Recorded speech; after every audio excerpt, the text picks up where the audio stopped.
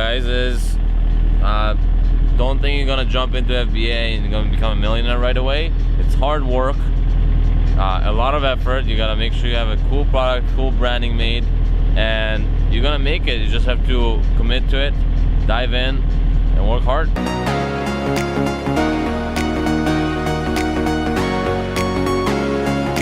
So I'm here in Amsterdam and I'm on the way to Berlin, and I wanted to summarize quickly our meetup that we just had in Amsterdam a few days ago.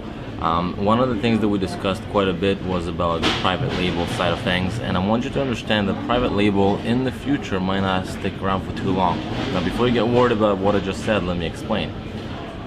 When you started back in the day a website and on Google you try to rank higher and higher, the more you copy content, the more Google was aware of that, and they didn't know what to do at the time, and many websites were trying to rank for the same keyword as high as they can, and because there's so many websites that try to compete for the same keywords, they just copied each other and naturally they went up to the top.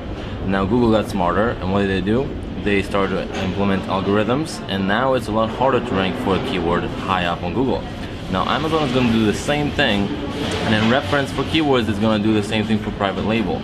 So imagine this: if you're selling, for example, the Starbucks cup, if you're just rebranding it and making it your own brand, your own colors and so on, and now you're selling the exact same thing just in a different brand, well, you haven't really changed anything about it. So why would somebody buy your product versus the current existing one?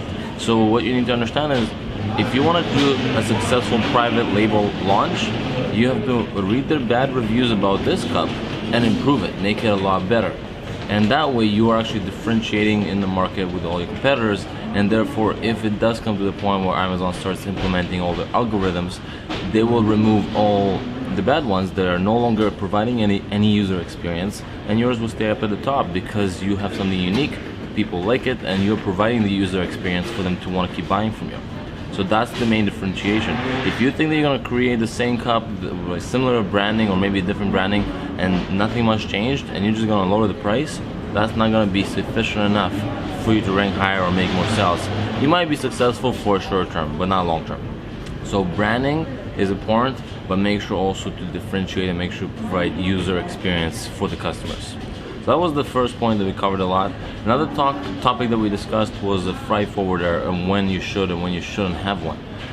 If you want to get more detailed answers about this one, you should talk to our guy Jimmy in our group. He'll give you detailed answers to whatever questions you have, whether or not you should go with a freight forwarder. He is our freight forwarder.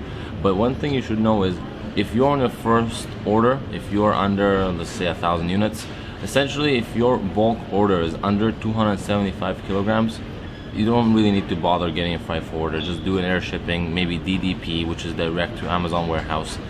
You might have to pay a little bit extra to the supplier, but it will save you a lot of headache, a lot of time figuring out.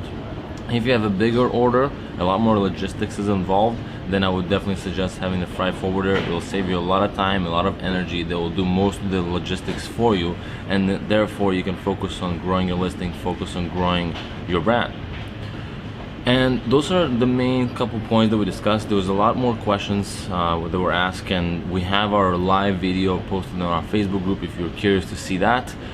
In the clips that you just watched earlier, it was just really compilation of things that we discussed, so not really a big scheme through the whole thing.